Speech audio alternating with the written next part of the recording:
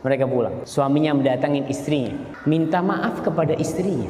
Dia katakan, wahai istriku, aku minta maaf atas apa yang kulakukan kepadamu. Ini ada hadiah buat engkau, kata dia. Nggak seberapa hadiah ini. Apa kata suaminya mengatakan kepada istrinya, anti tastahiqina ruhi. Wahai istriku, kau berhak mendapatkan nyawaku. Begitulah seharusnya.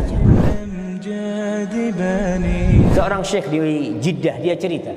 Nih, ini pelajaran buat para wanita. Bagaimana dia harus kuat, tabah menghadapi permasalahan rumah tangga. Kebanyakan wanita itu dipersiapkan diri untuk menghadapi urusan dunia, tapi tidak dipersiapkan diri untuk menghadapi suaminya, menghadapi anak-anaknya. Anak-anaknya bandel sedikit sudah gak kuat. Suaminya ngomongnya kasar sedikit udah mau pergi. Seorang syekh cerita, di kota Jeddah sana, ada seorang lelaki yang lagi ribut di rumah sama istrinya. Lagi ribut, panas nih. Sampai si suami angkat tangan menampar istrinya. Ingat, orang yang pernah menampar wajah istrinya taubat sama Allah Subhanahu wa taala. Karena haram hukumnya menampar istri. Rasul sallallahu alaihi wasallam ketika ditanya tentang hak wanita, apa kata Nabi alaihi salatu wasallam? Wala tadribil wajha wala tuqabbih. Kau jangan memukul wajah istrimu dan jangan menjelek-jelekkan istrimu. Nggak boleh suami, oh istriku kayak gini kayak gitu, nggak boleh. Mukul wajahnya haram hukum. Akhirnya karena ribut biasa. Suami lagi ribut, ibu-ibu makanya kalau suaminya lagi marah, istri jangan jawab. Kalau jawab, habis. Suami ini lagi panas nih, kayak ombak. Ombak naik, tsunami.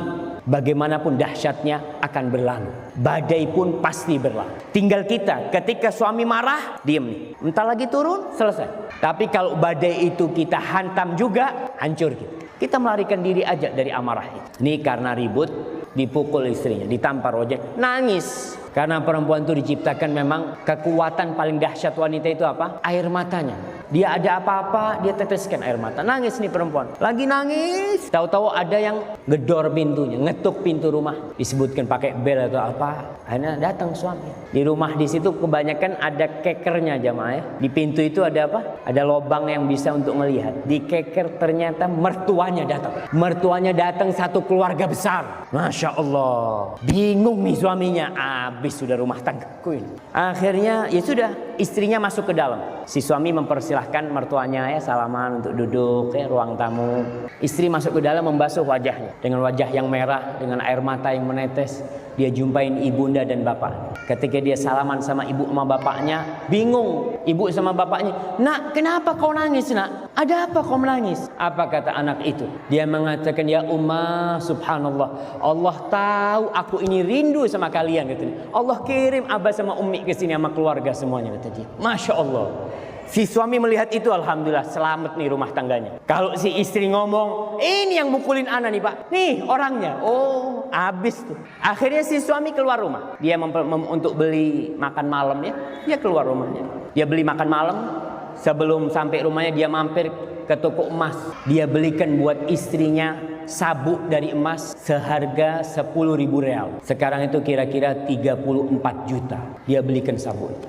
Akhirnya dia pulang ke rumahnya, disiapkan makan malam ya. Udah mereka bersenda gurau makan malam sama mertuanya. Selesai itu pulang mereka.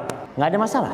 Mereka pulang. Suaminya mendatangin istrinya, minta maaf kepada istrinya. Dia katakan, wahai istriku, aku minta maaf atas apa yang kulakukan kepadamu. Ini ada hadiah buat engkau, kata dia. Nggak seberapa hadiah ini. Apa kata suaminya mengatakan kepada istrinya, anti tastahiqina ruhi. Wahai istriku, kau berhak mendapatkan nyawaku. Begitulah seharusnya jemaah. Ketika ada masalah, istri tetap kunci. Jangan sampai masalah itu keluar lewat jendela. Jangan sampai masalah itu keluar lewat pintu. Dia yang tahu dengan suaminya. Dan dia insya Allah yang bisa menyelesaikan masalah di rumah tangga. Baru kalau nanti setelah berusaha dengan sabar nggak ketemu jalan keluar, mungkin minta tolong orang. Jangan ngomong sama orang tua dulu. Orang tua biasanya kalau tahu langsung marah karena dia cinta. Dan istri yang tidak gampang-gampang memberitahukan masalahnya kepada orang tuanya adalah anak yang berbakti kepada orang tuanya. Kenapa dia tidak laporan kepada orang tuanya? Dia mengatakan cukup bapak ibu anak membesarkan anak. Cukup abah sama umi ana menyekolahkan ana, mengeluarkan uangnya untuk ana. Masa sekarang ana udah kawin, ana kasih masalah lagi mereka? Cukup mereka. Dan kita pun tahu di rumah tangga orang tua kita ada masalah. Dan itu wajar. Maka para mertua jangan gampang-gampang ikut campur. Dan para anak putri juga jangan gampang-gampang laporan.